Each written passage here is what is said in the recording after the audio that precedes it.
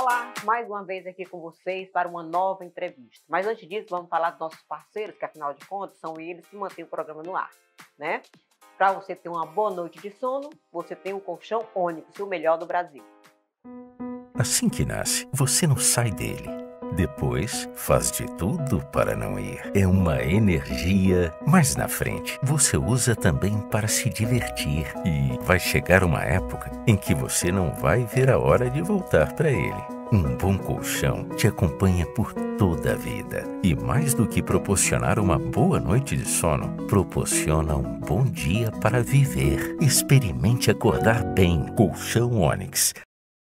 Agora, quando você tem uma visão boa, sem problemas, bem assistido, com médicos competentes, você procura quem? Hospital de Olhos Francisco Vilar. Enquanto o João experimenta os primeiros óculos, Ana, vizinha dele, usa lentes de contato. A tia Marta, ela quer ficar ainda mais linda. E o vô Pedro agora pode ver melhor o rosto do neto. Hospital de Olhos Francisco Vilar, referência completa em oftalmologia, com você a qualquer tempo. Dr. Francisco Vilar, diretor técnico médico, CRMPI 743. Para o dia de festa, para o dia de aniversário, a browneria da Elisa. Olha, aqui é uma novidade da browneria. O bolo todo feito no brown de chocolate belga. Tem esse tamanho que é o menor, tem o intermediário e o maior, além dos quadradinhos tradicionais que você já conhece. E finalmente a gráfica Zend, né? É a melhor gráfica do Piauí. Serviço rápido, impressão de sacolas, impressão de banners, edição de livros, convites de casamento e aniversário e uma gama de serviços você encontra lá com a melhor qualidade e com a entrega rápida. E a nossa entrevistada de hoje é a competente doutora Cláudia Paranaguá. Ela é advogada, militante na área de direito de família. Direito de família, foi professora, já hoje ela não está mais dando aula, mas foi uma professora muito festejada. É palestrante também e fundadora do Instituto Brasileiro de Direito de Família. Não é pouca coisa, é uma pessoa competente, amiga nossa aqui. É um prazer, Cláudia, ter você aqui hoje para a gente conversar a respeito dessas novidades na área de direito de família. Alete, para mim é uma satisfação estar participando do seu programa. Você que é uma mulher admirável, uma mulher dinâmica, uma mulher que vem quebrando barreiras ao longo da sua vida. Sou sua fã, sou uma admiradora sua. Parabéns pelo trabalho que você vem desenvolvendo. A gente faz o possível, né? Vou levar mais conhecimento para os nossos seguidores aqui. Verdade. Quais são os problemas mais comuns na área de família, né? Quais são os mais constantes e os mais complicados, digamos assim? Sei. Então, assim, o direito de família brasileiro é um dos direitos mais modernos do mundo.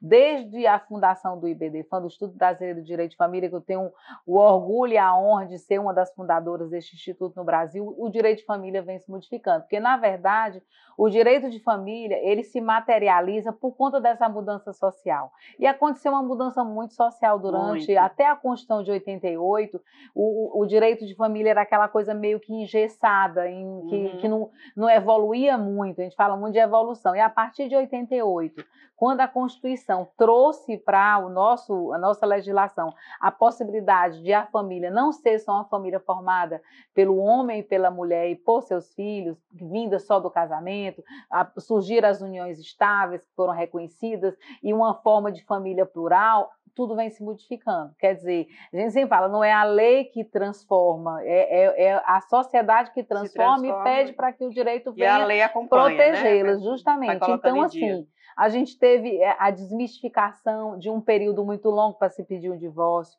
porque antigamente você precisava de tempos, de 5 anos para pedir um divórcio. Primeiro tinha separação judicial, eu me lembro, meu tempo foi assim. Você lembra? A gente esperava para depois, não sei se 1 ano, 2 anos depois, né, acontecia o divórcio. 3 anos depois, mais 2 anos para o divórcio. Então, assim, existiam muitos obstáculos, porque para que o divórcio no Brasil ele passasse, foi em 1977, quase não passou, foi aquele projeto do então congressista Carneiro, né, os Carneiro.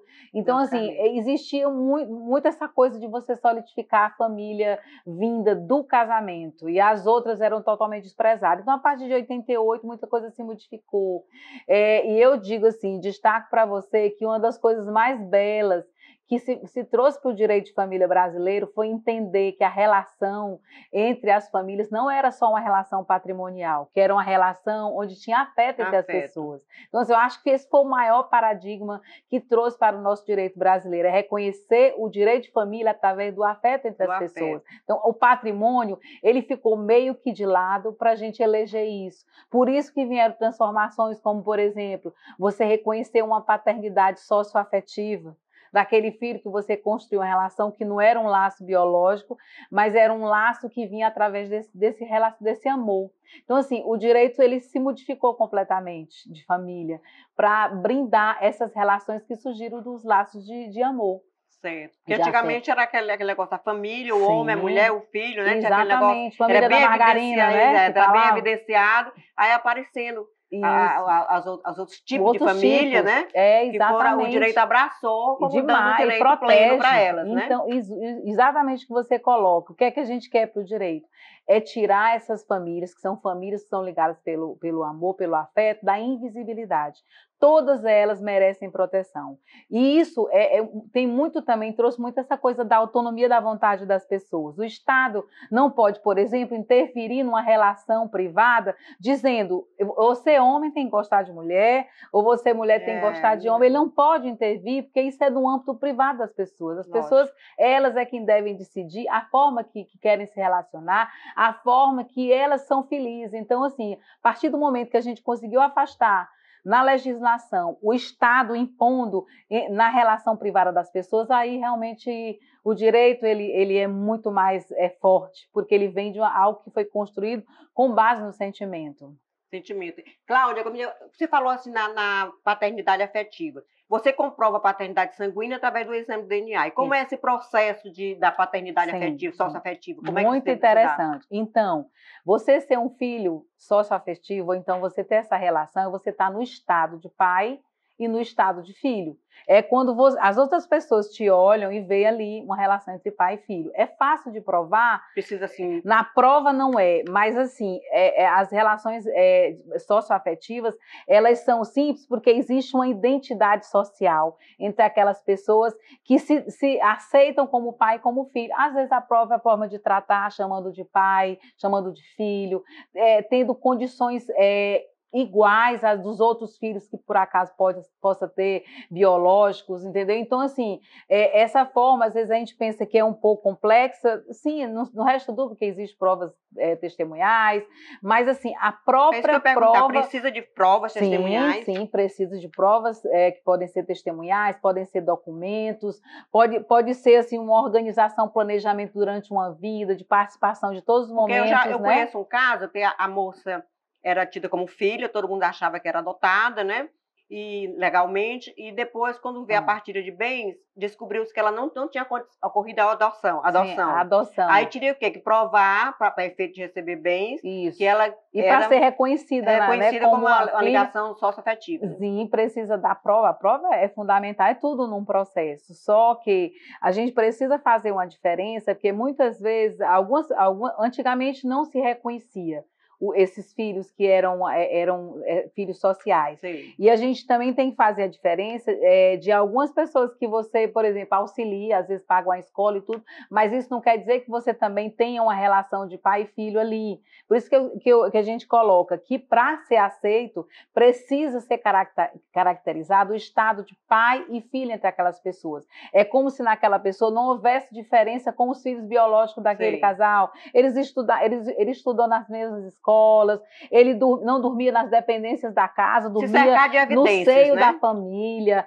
ele participava da vida social junto com os outros, não existia uma discriminação. Sim, com uma escala de que um era mais privilegiado com o outro. Se você consegue fazer essa prova, sim, ali está a paternidade socioafetiva. Que legal, né? Existem muitas mudanças. É uma coisa apaixonante, né? Apaixonante. Não é à toa que eu não exerço, mas fiz o curso. E eu sou suspeito por ser apaixonado pelo direito que eu faço, que é o direito de família e sucessões, porque esse direito dinâmico, onde a gente vê a vida nos olhos das pessoas, onde são os sentimentos mais íntimos, às vezes, que está envolvido, quando né? eu fiz o curso de direito, eu disse assim, gente, não é difícil. Não é difícil porque é o nosso dia a dia. É o dia a dia. Para mim não foi novidade o processo, o problema processual e tudo, porque eu já vivi aquilo no meu dia a dia. Já não tem muito novinho, já fiz mais de 44, 50 era uma das anos. protagonistas Era uma da história. Já tinha passado por processo, já tinha passado por uma série de coisas de separação. Tinha maturidade para então, aquilo. nada era muito novidade, era tudo muito palpável para mim, tá entendendo? Isso. Então, assim, então foi fácil.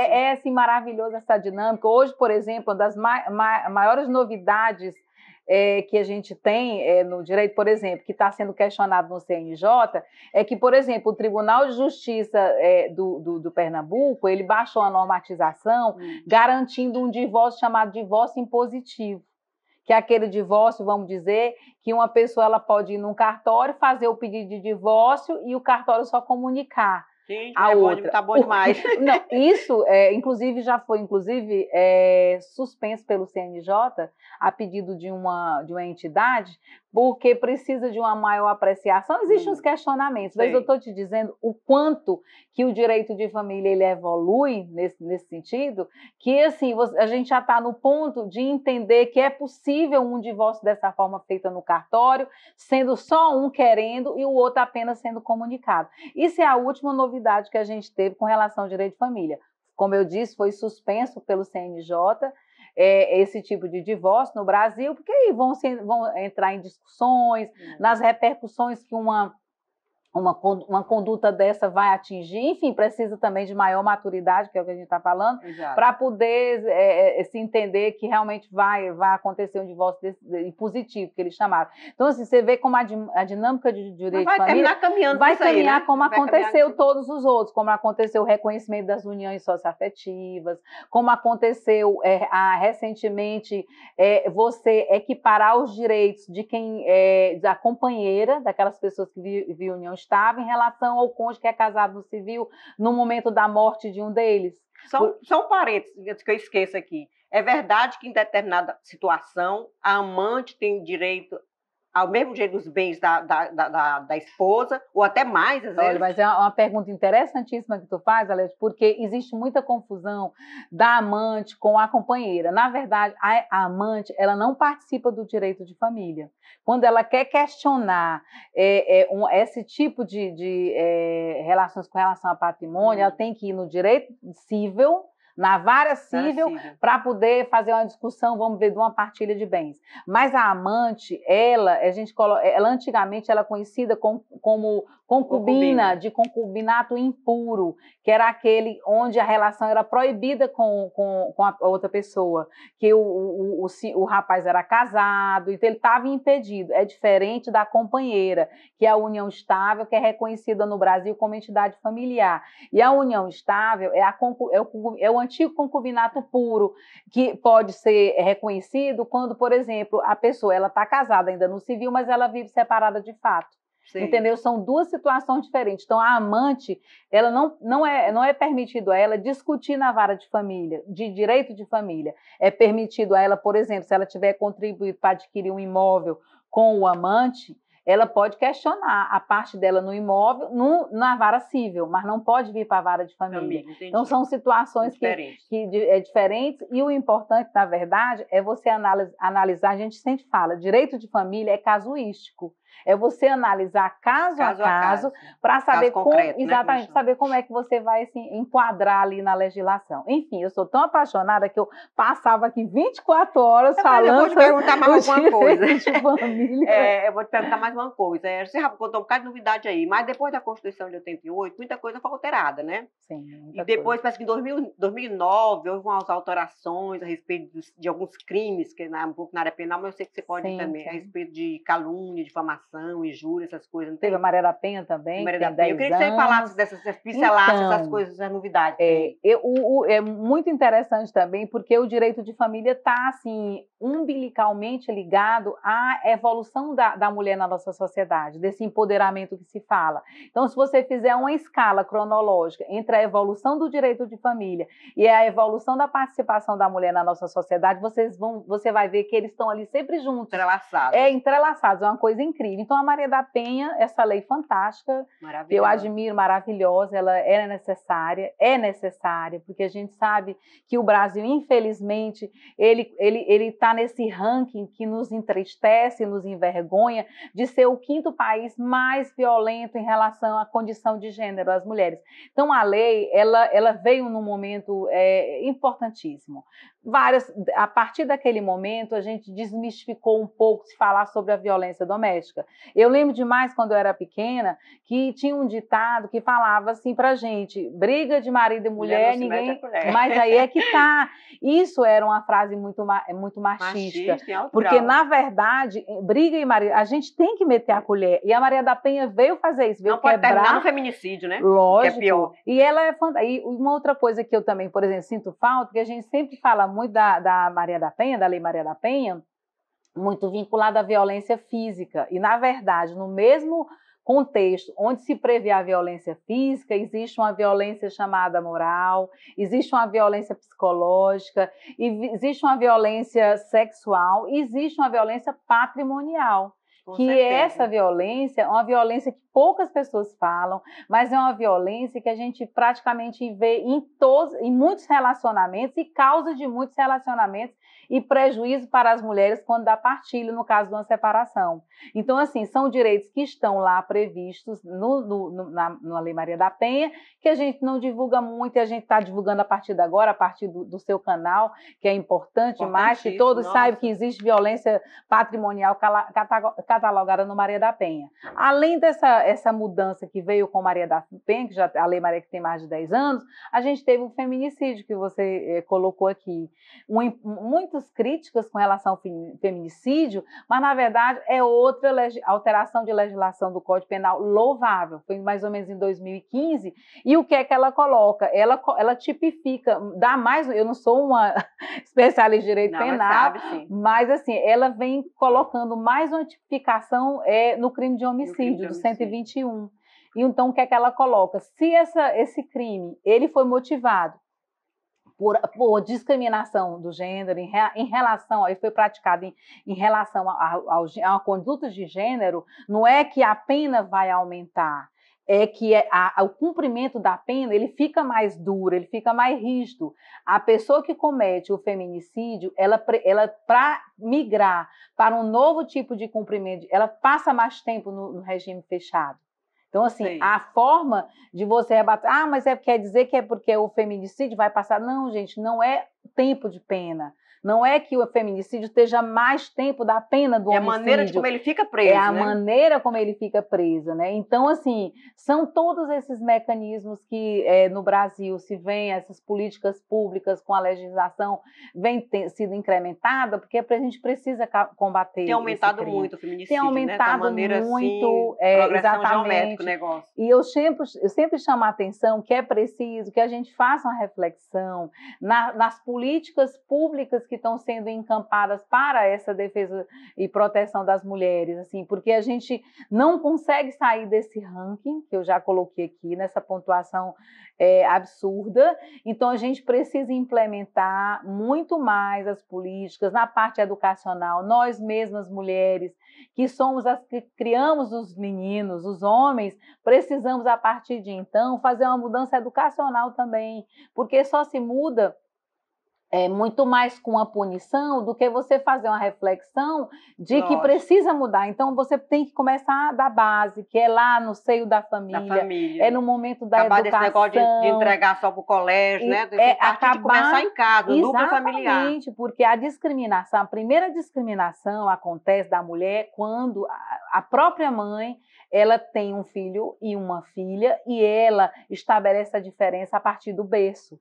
Porque ela diz que a mulher precisa fazer as costuras da boneca dela. E os meninos que constroem as casas, que controlam. Então, assim, são criações que nós, assim, de forma muito inocente, de certa forma, mas nós estabelecemos a diferença a partir do berço. Quando nós, mulheres que educamos os meninos, os homens, nós estabelecemos as diferenças. Então, a gente precisa fazer uma reflexão também em relação a isso. E a gente já nota isso na sociedade, nesse povo mais jovem, nesse pessoal mais novo. Eu me lembro que só um parênteses aqui, eu estive em São Paulo com uma amiga minha, ela bem mais nova do que eu, com uma filhinha de 4, 5 anos.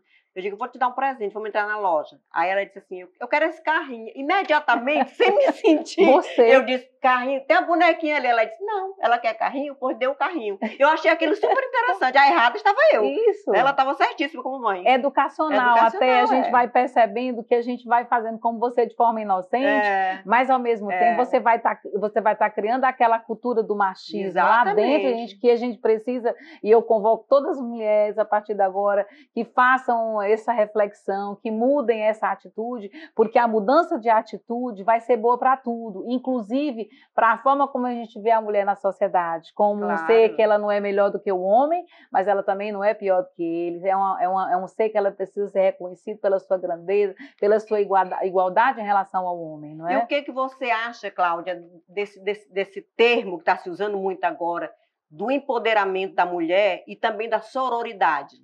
Eu acho tudo que vem assim para somar a condição feminina, que é positivo, eu aplaudo. Eu acho que assim, agora não adianta a gente usar o termo sem a gente exercer sororidade. A gente sempre fala assim. Você acha que tem a sororidade? Eu acho que hoje tem muito mais, sabe? Porque quando eu comecei, Arlete, minha carreira, eu sempre falo, eu caminhei sozinha na minha carreira, porque era, vamos dizer, 1988, e assim, quando eu resolvi ingressar na minha carreira, sou advogada, é um mundo masculino, como até hoje é masculino, então eu tive que enfrentar muitas barreiras, eu andei sozinha. E o que eu acho de diferente hoje é que as mulheres não estão mais sós. Mais sozinhas. Elas têm hoje várias formas de se sentirem acolhidas através de grupos de mulheres, de coletivos e tudo. O que existe é que existem resquícios dessa mulher machista. Então a gente precisa, quando a gente vê um ato machista, a gente não tem que afastar essa mulher que tá sendo machista, mas sim acolhê-la, mostrar como é importante a gente estar junta para a gente transformar o nosso país, transformar o mundo, para a gente trazer um mundo melhor para a futura geração, entendeu? Me diga uma coisa, a respeito também, voltando um pouquinho, eu queria até fazer um parênteses aqui, antes que eu esqueça também, a respeito do feminicídio, eu queria aqui louvar a atitude do presidente do Tribunal de Justiça, do Sebastião Martins, pelo belo trabalho que ele está realizando nessa área, né? Ele está muito preocupado com essa área. Dando prioridade para isso, ele está de parabéns. Está de parabéns, parabéns, né? Não podia esquecer disso. Não pode. Todos os registros desse tipo, nessa natureza, a gente tem que divulgar. E qual a sua opinião? Você vê rede social, né? Sim. Todo mundo hoje em dia vê. Eu costumo dizer que a rede social é uma coisa maravilhosa. A gente tem que saber usar, né, Cláudia? Tem que saber usar, mas é uma coisa maravilhosa. Traz informação, traz investimento, traz conhecimento, né? Eu uso, eu gosto. Então você está por dentro do caso Neymar. Sim, desses 2 últimos dias, né? Só se fala nesse caso. Pois a internet está pegando fogo, está bombando, né? Eu digo, eu não posso fugir desse assunto, né? Apesar de já ter sido muito discutido e tudo. Qual a sua observação daquele caso ali? O que você acha que aconteceu ali? A minha percepção, eu vejo nas redes sociais, mas coincidentemente esses 2 últimos dias, porque coincidência é segunda e terça, é começo de semana, para mim fica bem atribulado. Mas eu vi algumas coisas e, na verdade, assim, uma concepção minha, o crime de estupro é um dos crimes mais violentos do mundo. Terrível. É um crime hediondo. É um crime hediondo, entendeu? E assim, eu não consigo perceber, na minha percepção, como você tem condições de negociar um crime de estupro. Daí, assim, pelo que eu vi nas redes sociais, você assim, tentar negociar alguma vantagem, vamos dizer financeira, que é o que eu vi também nas redes, com relação a essa tipificação criminal, eu fico assim, espantada. Realmente é estranho, entendeu? Então, assim, a gente está aqui fazendo uma conjectura e, assim, as provas vão dizer. Mas, assim, o que tem se colocado dos atos, vamos dizer, que aconteceram antes do momento que a moça está alegando estupro, realmente não são atos que você possa dizer que ela estava inocente, envolvida naquela história. Pelo palavreado da conversa, né? Pelo tipo de conversa que ela foi abordada ali. Que foi exposto, né? Eles não tinham relação afetiva. Nenhuma. Nenhuma. Era um negócio ali. Eles não se conheciam ali. Poderia até até ser que depois de um primeiro encontro poderia se surgir outras coisas, mas naquele momento em que aconteceu, ela foi pelo que eu vi, determinada para uma determinada existia coisa. ali um objetivo assim um tanto definido que ela não era inocente numa situação daquela. A minha percepção do que eu vi nas redes é uma coisa muito, porque na verdade o processo, as provas é que vão fundamentar os direitos de cada um, mas assim, me chamou a atenção essa situação. A condição do crime é muito grave. A condição do crime é violentíssima. Então, e você abrir margem, Alete, para qualquer tipo de negociação, isso não é nem permitido. Né? Para você abrir margem, para negociar, seja estupro, seja violência física, não existe espaço para negociação com o criminoso.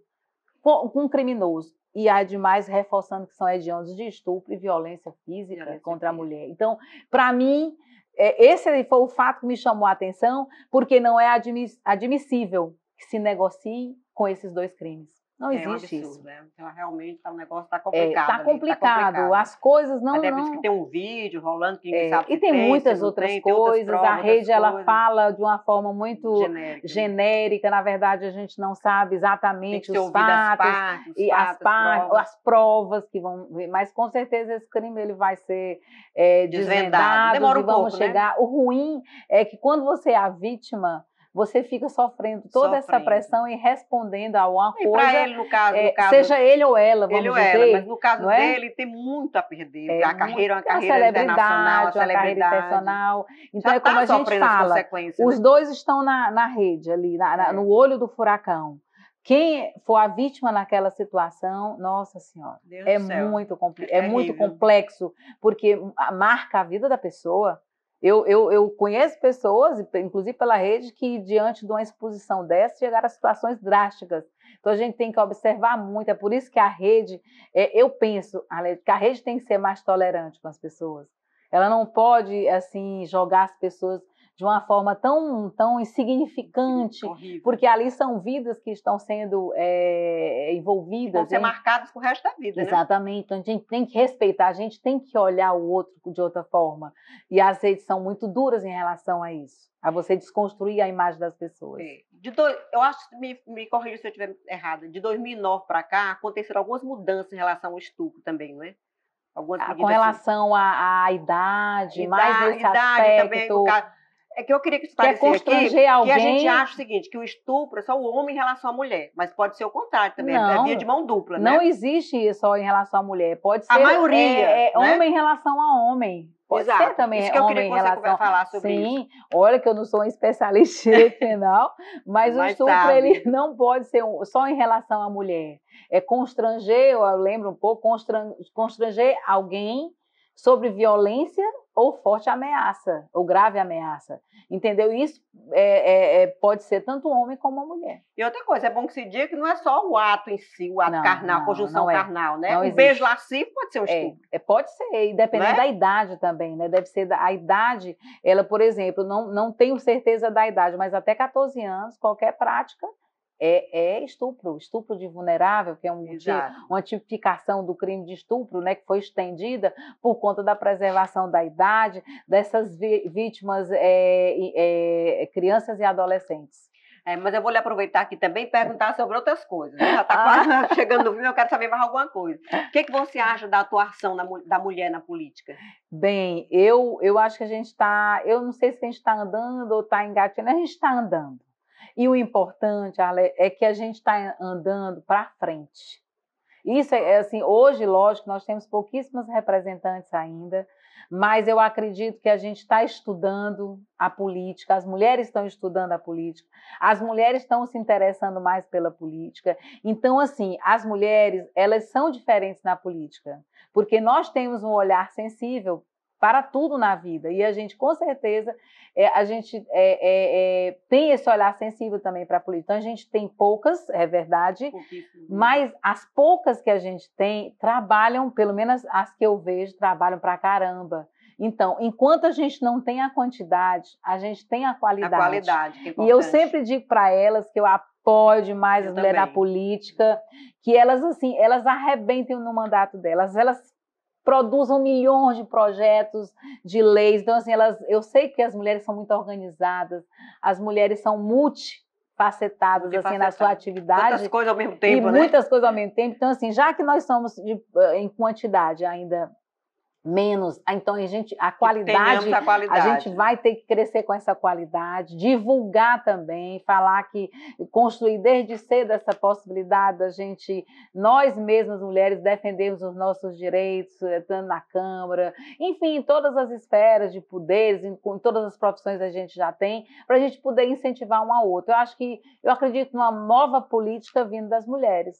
Ai, que coisa boa. Eu acredito na nova política com a visão feminina. Eu vou apostar nisso aí. E quando nós falamos aqui em estupro, em LGBT, essas coisas todas, e você conhece a ministra Damares. Sim, né? sim. O que você acha da atuação, da maneira dela se posicionar diante das declarações que ela, polêmicas que ela vem dando até agora? Polêmicas. Eu não sei se é porque talvez a religião esteja à frente do cargo, né? Que eu acho que ela se confunde nos posicionamentos.